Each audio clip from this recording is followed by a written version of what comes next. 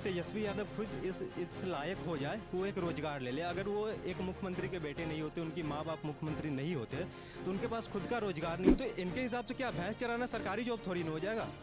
तो ये यही सोचते हैं ना कि मैं जैसे 9वीं फेल हूँ, मैं इतने सोने की चम्मच लेकर पैदा हुआ, ठीक है।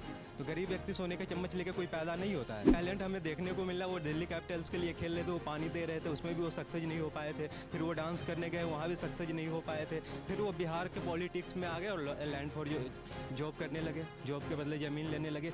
इतने 6 घोटाले करके उनके पिताजी बैठे हैं, तो भाई बेटा पीछे कहाँ रह सकता है।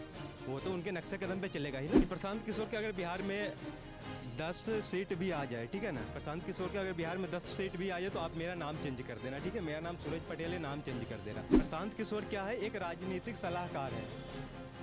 प्रशांत किशोर एक राजनीतिक सलाहकार है। वो बिहार में बिजनेस करने आए, बिजनेस माइंडसेट के साथ आए। बिहार में बहार है क्योंकि नीतीश कुमार है, ये नारा एनडीए लगातार लगाती आई है। पर एक तरफ जहां लबुलुबान वादे हैं, वहीं कहीं ना कहीं आरोप प्रत्यारोप का सत्र भी है। जहां तेजस्वी ये वादा करते हैं कि हर एक व्यक्ति को सरकारी नौकरी दी जाएगी, हर परिवार के व्यक्ति को सरकारी नौकरी दी जाएगी, तो वहीं कहीं ना कहीं विपक्ष इसकी खिल्ली उड़ाते हैं और कहते हैं कि तेजस्वी कहीं ना कहीं हवाई बातें कर रहे हैं और इनके बातों के पीछे कोई तथ्य नहीं है। प्रशांत किशोर कहते हैं कि चारा चोर का बेटा है, कहीं ना कहीं वो भावनाओं में बहकर इस तरीके की बयानबाजी कर जाते हैं। किस तरीके से देखते हैं, क्या जो वादे किए जा रहे हैं तेजस्वी द्वारा कितनी हकीकत में नजर आते हैं कि ज़मीनी स्तर पर उतार सकते हैं?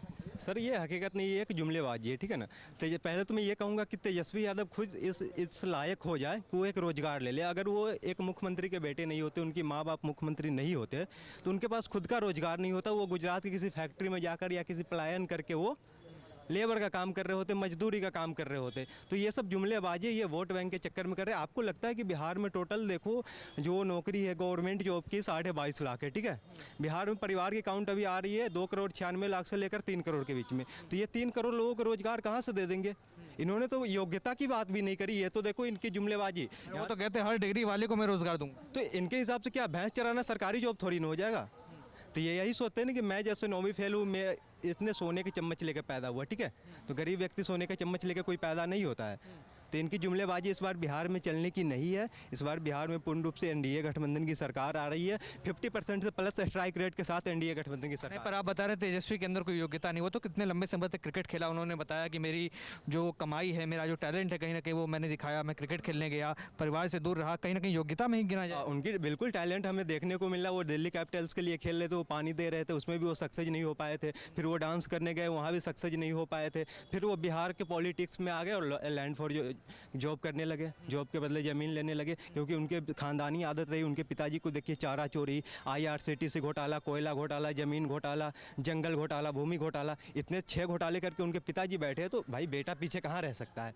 वो तो उनके नक्शे कदम पे चलेगा ही ना। एक नई नवेली पार्टी जनसुराज भी आई है चुनावी मैदान में। उनका वादा है कि कहीं ना कहीं या तो अर्श पे रहेंगे या तो फर्श पे रहेंगे, या 10 सीटों से उसके नीचे रहेंगे, या तो सरकार बनाने में अहम भूमिका निभाएंगे। किस तरीके से देखते हैं जनसुराज? सर देखो, मैं एक बात डंके की चोट पे कह रहा हूँ पहली बार कि प्रशांत किशोर के अगर बिहार में 10 सीट भी आ जाए, ठीक है ना, प्रशांत किशोर के अगर बिहार में 10 सीट भी आ जाए तो आप मेरा नाम चेंज कर देना, ठीक है। मेरा नाम सूरज पटेल है, नाम चेंज कर देना।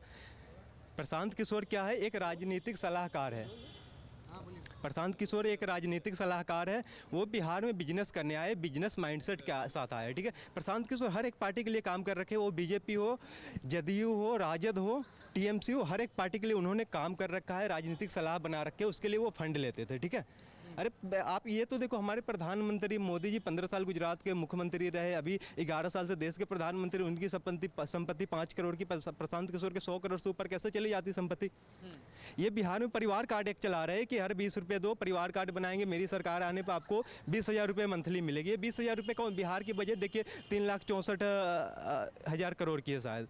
तो बिहार की बजट इतनी कि हर एक परिवार को ये कहाँ से दे देंगे। ये जुमलेबाजी कर रहे, तो बिजनेस कर रहे कि 1 करोड़ परिवार भी बना लिया तो इनका 20 करोड़ ये हो गया। ये पार्टी की टिकट कैसे बांट रहे कि जो आइए मेरे यहाँ पर रजिस्ट्रेशन कीजिए 21,000 रुपये में, हम वहाँ से सिलेक्टेड करके सिलेक्टेड उम्मीदवार को देंगे। अगर 1 लाख भी करते 210 करोड़ ये ले लिए। तो इनका तो ये बिजनेस चल रहा है ना। इनकी सरकार नहीं भी आएगी तो इनके पास मोटा पैसा आ जाएगा, इनकी टेंशन ही किस बात की रह गई।